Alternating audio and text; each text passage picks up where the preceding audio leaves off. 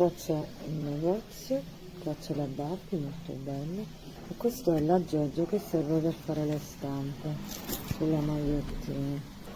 Si inserisce la magliettina, si sceglie l'adesivo da applicare tra questi, si attacca qua, dopodiché si prende questa striscetta che ho già usato, si sovrappone qua e si passa così, praticamente poi rimane il segno, cioè il disegno della farfalla, molto carino.